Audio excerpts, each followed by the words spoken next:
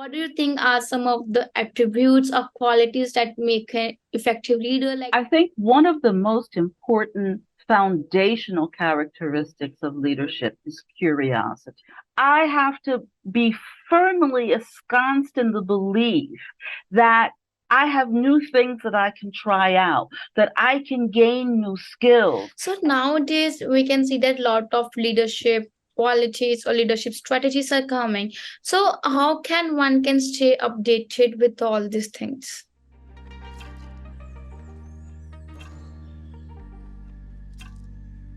Good afternoon. My name is Trina Roach, and I'm an American who has been living in Germany for almost 50 years now.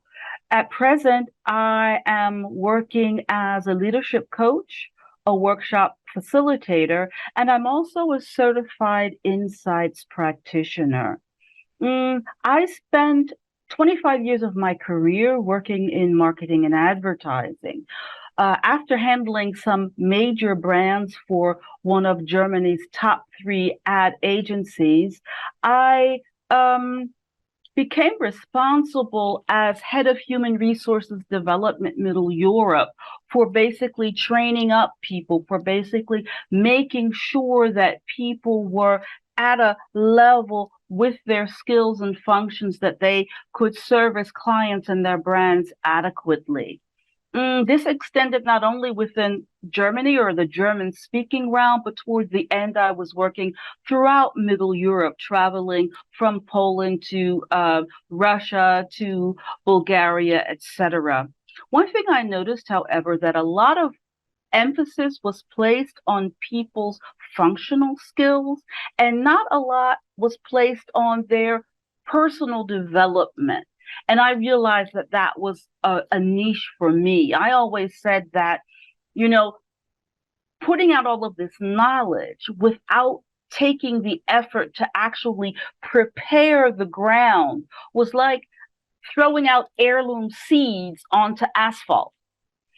You might get lucky and certain things fall in fertile areas, but a lot of times things simply can't take root. And that was my motivation, my inspiration to go into coaching and to expand my look at leadership in general. Great, it is great to know about you, and I'm so overwhelmed to have you. And like you are a leadership coach, workshop facilitator, certified insight practitioner. So what was the journey about and how these roles are complement to each other in your work? Okay. I started out with coaching because I realized that people's needs were based on where are they at the moment? And the best way to actually pick people up and empower them and give them some kind of support as they develop themselves is through coaching.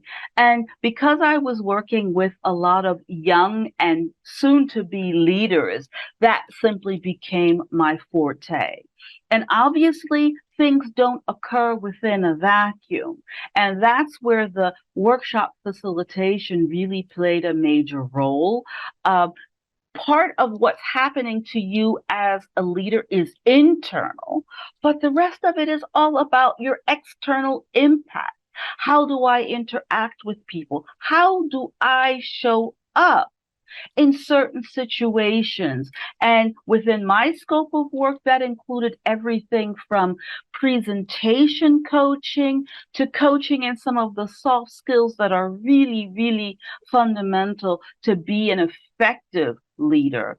Mm, Insights discovery was a tool that I became acquainted with that helped people take the emotion out of their interpersonal interactions, but still have a firm grasp or maybe even a firmer grasp on the dynamics that were actually going on. Why do I get along and have an easier time dealing with a certain type of person?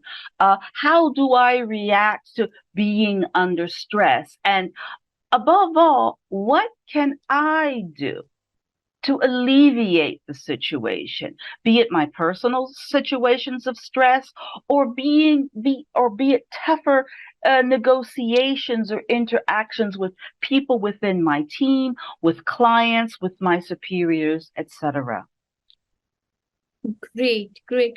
So, leadership can be of various forms and styles. So, in your experience, in your journey, what do you think are some of the attributes or qualities that make an effective leader? Like earlier, you told that there are certain soft skills you worked on, which are very fundamental. So, what do you think that what traits helps the individuals through your coaching and workshops? I think one of the most important foundational characteristics of leadership is curiosity. I think a leader must always be open to seeing new developments, to experimenting, to actually doing things that broaden their horizons. Because by widening their own horizons, they can, of course, also facilitate their teams, etc., in broadening their own. And that, of course, prerequisites a growth mindset. I can't believe as an effective leader that I'm a finished product right now. I have to be firmly ensconced in the belief that I have new things that I can try out, that I can gain new skills. And by actually modeling this mindset to the people around me, I can let it become a kind of natural environment so that within my scope of impact, I can facilitate less tension and less, what's the word I'm looking for? Less fear about change, because especially in our current environment, change is a must. Another thing that I think is very, very important is empathy. I have to realize and accept everyone is not like me. We don't all tick in the same way. And you know what? That's perfectly all right. So not only do I need to empathize with someone who's like me, which is quite easy, I need to learn to practice and extend empathy to people who tick in a very different way. And I need to be able to step out of my comfort zone to facilitate their professional growth in a way that speaks to their type, to their own characteristics, and aren't just what I would do, let's say. And that also extends, of course, to being a role model in many ways. And not only, let's use the euphemism, not only walking the talk, but talking the walk, explaining to people, sharing with people, what am I going through as a leader? What am I observing as we work toward the next goal, as we work to overcome an important challenge, as we learn from mistakes that we've made? Yes, absolutely. And in the starting, you highlight the curious word, that how important it is for the leadership to be curious. So on the same page, I am very curious to know about your any successful story, your impact on any individual that turns out to be very positive. I think, there has been many situations where I see myself simply as a connector. I went through a recent situation where I was working with a leader of a team. And although the team itself was successful, the evaluation of their leader was not what they wanted. The leader themselves was disappointed. The higher ups in the organization was disappointed. And obviously, the people within the team were disappointed, or else those mediocre scores would not have come out. So the approach I took in that challenge was two-pronged. I thought it was time for a major reset to give the team, including their leader, an opportunity to reflect on what are our goals as a team? What are we working toward? How do we view ourselves? And what do we need to achieve short and midterm goals? And one of the things that I emphasized once we began talking about this is it's not only your leader's job to hand deliver all of the things to you. So instead of making it a us against them situation, it was about this is our goal. What can everyone contribute to make sure we effectively reach that goal? At the end of our time together, we had a common statement. We had pinpoint 3 priorities for midterm growth, and everyone had committed to certain actions and activities, including the leader, to help move the team effectively and efficiently toward that goal. In addition to that workshop with the team itself as a whole, I entered into a leadership coaching relationship with the team lead and helped her to focus her own contributions, to better understand where her team was coming from, but also to better understand how she could empower them to take more initiative when it comes to actually taking on ownership for moving the team forward. The result was earlier this year, when the next evaluation was done for the leader, the difference was like day and night. Everyone had connected in a different way. Everyone was more aware of each other's contributions, not only their leaders' contributions, but because everyone had stated, this is what I intend to do. This is what I'm going to bring to the table. Everyone saw everyone else differently.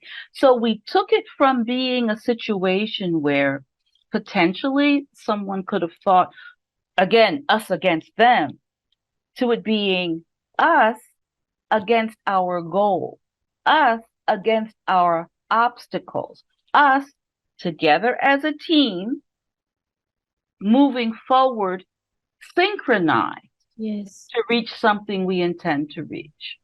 Yeah, exactly. So nowadays we can see that lot of leadership qualities or leadership strategies are coming. So how can one can stay updated with all these things? I think it's important to stay in communication, Hmm. uh, not only by reading current articles, current books, etc., on different leadership subjects, but to really reach out and network with your peers within your own organization, of course, but also within your industry and also beyond industry boundaries. What are you experiencing?